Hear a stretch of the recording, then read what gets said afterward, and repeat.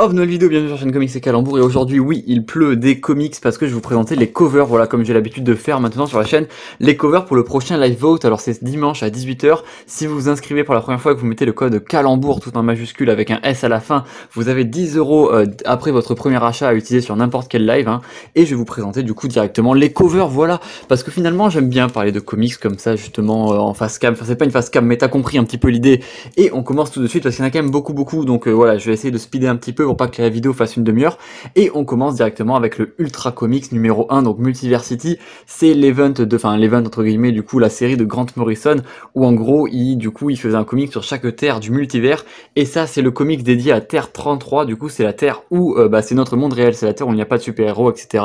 Donc voilà, là on a toutes les listes de toutes les terres, et on voit bam que celui-là c'est le Terre 33. Donc voilà, only you can save the world, you must not read this comics, tu ne dois pas lire ce comics. Enfin c'est un classique, voilà, franchement en plus il est en parfait état, vraiment trop cool.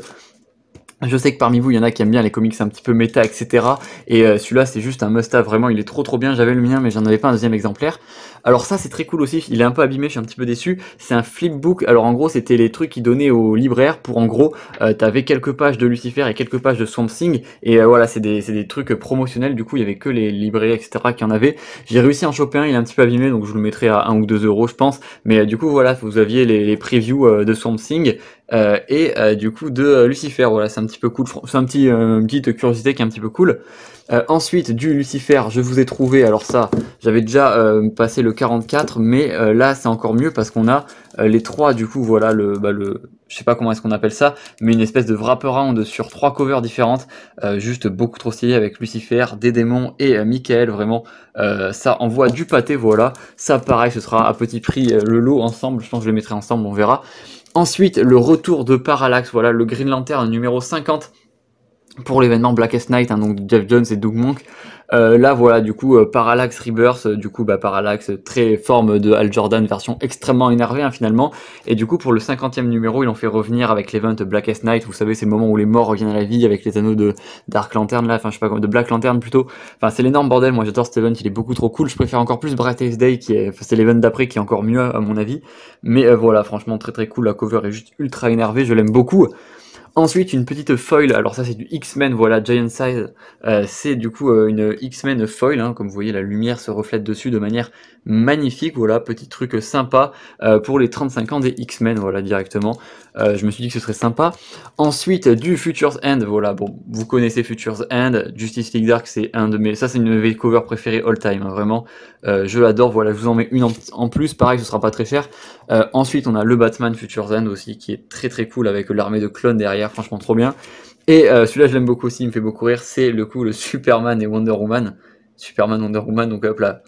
voilà, c'est voilà, la relation qui est légèrement mal tournée, je l'aime beaucoup, il est très drôle. Ensuite, encore du Blackest Night, alors oui, vous allez voir, il y a pas mal de Blackest Night et de Brightest Day, parce que j'adore Steven, et c'était le moment d'en parler un petit peu.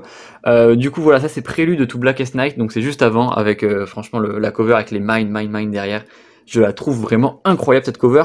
Pareil, un petit peu de Brightest Day, vraiment trop cool. Ça c'est une 1.10, de Ivan Reyes qui est vraiment trop stylée, avec du coup l'ancienne, un peu la Justice League, mais on a quand même Animal Man, on a Green Arrow, enfin moi j'adore cette cover, elle est trop bien, avec du coup Dove et Deadman, parce que Brightest Day du coup ça suit les héros qui sont revenus à la vie après l'événement du coup Blackest Night, et contrairement aux autres événements un peu de Marvel, ou par exemple d'autres comics, genre enfin je sais pas, mais en général quand les gens reviennent à la vie, ils reviennent à la vie et il se passe rien, mais dans Brightest Day justement on suit certains héros qui sont revenus à la vie, et c'est super intéressant, franchement c'est très cool. Ensuite, un petit peu de Original Sins, donc là c'est des 1.10, donc une 1.10 de Marco Cecchetto, qui est le dessinateur de Daredevil en ce moment, et une de, alors comment est-ce que ça se prononce, je vous mettrai le nom afin de ne pas l'écorcher au tableau, j'allais dire non pas du tout sur l'écran, donc le numéro 5 et le numéro 8, donc ça c'était 1.10, c'était les covers qui étaient envoyés un petit peu avant, c'était les pré-release il me semble, donc voilà, c'est très cool, elles sont vraiment magnifiques, hein. Il y en a d'autres, il y en a une avec Spider-Man qui est super cool aussi, mais je l'ai pas, et voilà, ça c'est très cool pour ceux qui aiment Marvel, vraiment c'est un bon event. En plus il y a une équipe avec dedans, il y a le Punisher, il y a Moon Knight et tout, enfin vraiment trop stylé, j'aime beaucoup. Ensuite, pareil, ça c'est du grand classique aussi, c'est 52. Du coup, c'est le 52 en gros, c'est après Infinite Crisis. Du coup, Superman, c'est marqué là, Superman, Batman et Wonder Woman disparaissent pendant 1 an, donc 52 semaines, et on va suivre chaque semaine du coup qu'est-ce qui se passe sans ces héros. Donc on a plusieurs équipes, enfin c'est trop bien, dont une équipe que j'adore avec Animal Man, Adam Strange et Starfire qui sont donc perdus dans l'espace, c'est vraiment trop cool. Et ça c'est le numéro 1, voilà, un comics juste extrêmement classique, je vous conseille vraiment de le lire, c'est très bon, c'est vraiment un super event.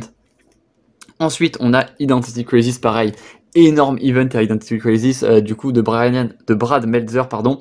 qui a aussi fait du Justice Society ou du Justice League of America, ouais, Justice League of America, qui est avec le run avec Red Tornado qui est excellent. Et là, en gros, vous connaissez, hein, je vais pas vous faire l'affront de vous présenter ça, mais le speech, en gros, tout simplement, pour ceux qui ne savent pas, c'est que la femme de Elongated Mind, donc Sue Dibney, va être tuée, et on va bien vite se rendre compte que c'est forcément quelqu'un qui était dans la Justice League qui a pu la tuer, et du coup, voilà, ça va créer une psychose générale, tous les secrets de la Justice League vont émerger au grand jour, ça va être absolument le bordel, tout le monde va accuser tout le monde, c'est le bordel, c'est trop bien. Donc voilà, on cherche qui a tué Sue Dibney, et franchement cette cover elle est juste mythique, c'est la cover qu'ils ont choisie je crois pour la première édition française il me semble, c'est le numéro 2, très bonne cover. Ensuite, du Witching Hour, alors ça c'est très simple, vous avez dedans de James Ellsworth, vous avez 2 numéros de Wonder Woman et 2 numéros de Justice League Dark, et le Witching Hour, du coup, le Witching Hour, je vais y arriver, du coup c'est le crossover entre Wonder Woman et Justice League Dark, c'est le moment où du coup Wonder Woman obtient les pouvoirs de Hecate, la déesse de la magie, et qu'elle devient extrêmement puissante. Voilà, vraiment un grand classique, j'adore cette cover, et en plus ce qui est bien dans ce numéro là, c'est un numéro spécial, vous avez du coup et les Wonder Woman et les Justice League Dark, parce que moi je lisais que Justice League Dark Rebirth à l'époque, et du coup j'avais pas l'autre partie, c'était un petit peu chiant d'acheter du Wonder Woman juste pour ça. Ensuite encore les 2 derniers c'est aussi du Brightest Day, tout simplement, voilà, avec le cover numéro 1 de cet événement qui est juste complètement mythique, le cover de David Finch qui est juste vraiment absolument incroyable. Déjà vous voyez les noms en haut, Geoff Johns, Peter Tomasi, enfin c'est que du très lourd, et voilà, et donc là c'est tous les persos qui sont revenus à la vie, on a Martian Manhunter, on a Hawkman, etc. et on va voir un peu leur évolution, comment est-ce qu'ils font finalement après être revenus à la vie, et vraiment Brightest Day c'est vraiment génial, je vous conseille de le lire en français. Il y a Swamp Thing aussi, enfin le développement de Swamp Thing dedans est juste absolument incroyable, et ça change de ce qu'on a l'habitude de voir sur les personnages, c'est très cool. Il y a Deadman aussi qui est très intéressant, et alors ça c'est très cool aussi, c'est du coup le tie-in avec les Teen Titans,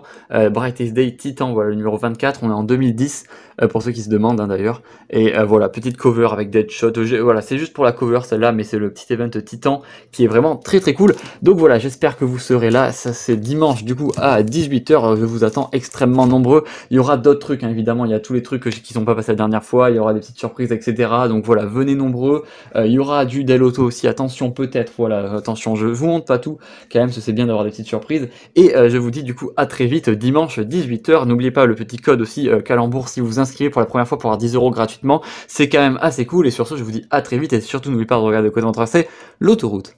Je veux pas aller à l'école. Ah bon? Quelle père la vertu vous faites?